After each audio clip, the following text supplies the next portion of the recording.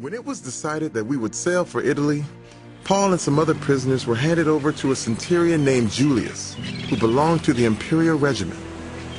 We boarded a ship from Adramyttium about to sail for ports along the coast of the province of Asia, and we put out to sea. Aristarchus, a Macedonian from Thessalonica, was with us.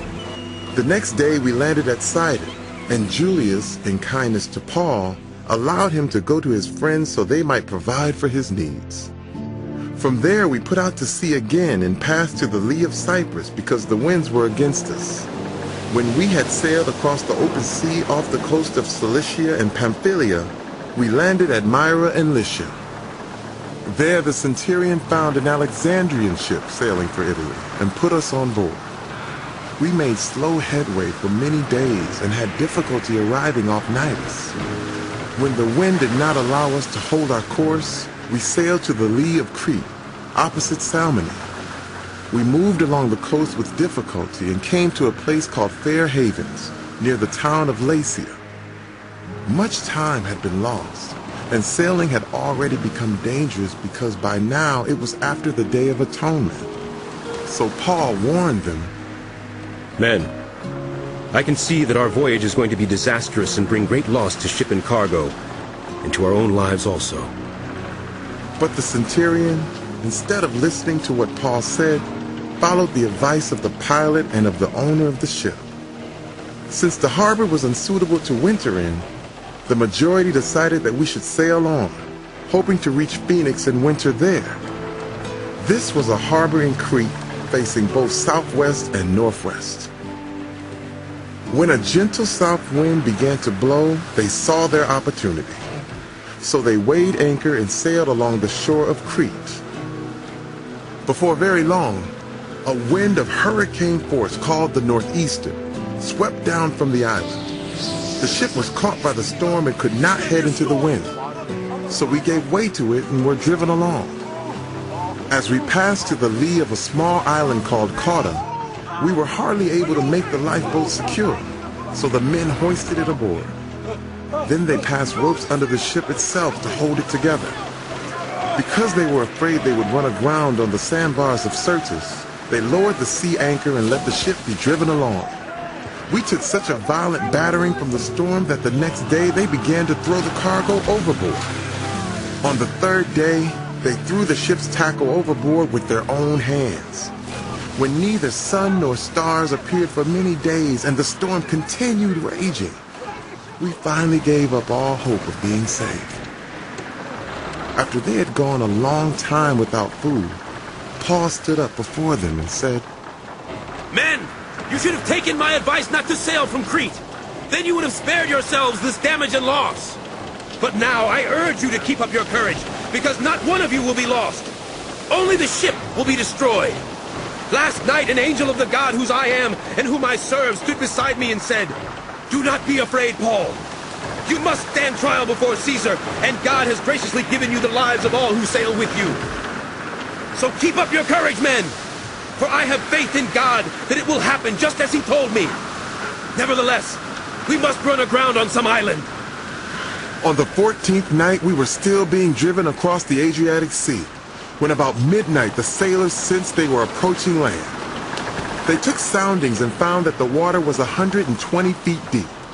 A short time later, they took soundings again and found it was 90 feet deep. Fearing that we would be dashed against the rocks, they dropped 4 anchors from the stern and prayed for daylight. In an attempt to escape from the ship, the sailors let the lifeboat down into the sea, pretending they were going to lower some anchors from the bow. Then Paul said to the centurion and the soldiers, "Unless these men stay with the ship, you cannot be saved." So the soldiers cut the ropes that held the lifeboat and let it drift away.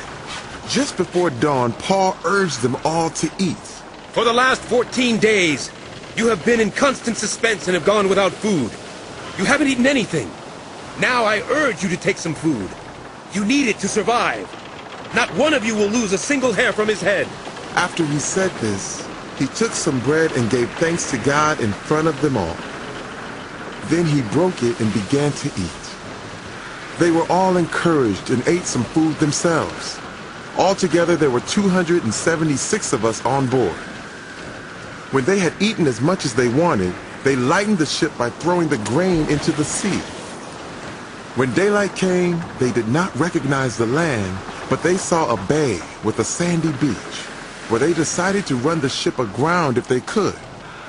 Cutting loose the anchors, they left them in the sea and at the same time untied the ropes that held the rudders.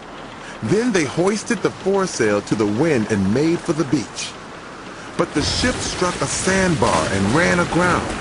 The bow struck fast and would not move, and the stern was broken to pieces by the pounding of the surf. The soldiers planned to kill the prisoners to prevent any of them from swimming away and escaping.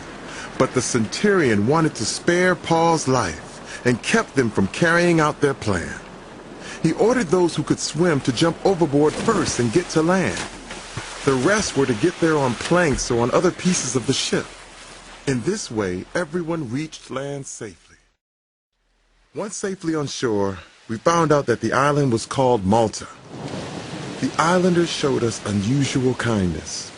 They built a fire and welcomed us all because it was raining and cold.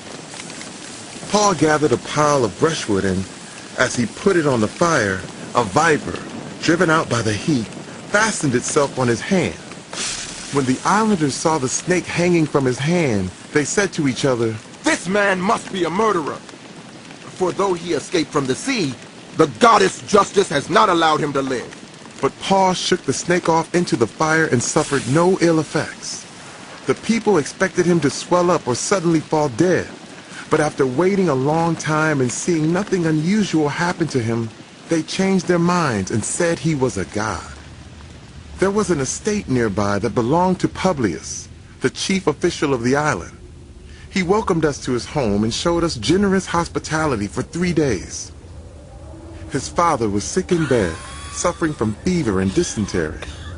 Paul went in to see him and, after prayer, placed his hands on him and healed him. When this had happened, the rest of the sick on the island came and were cured.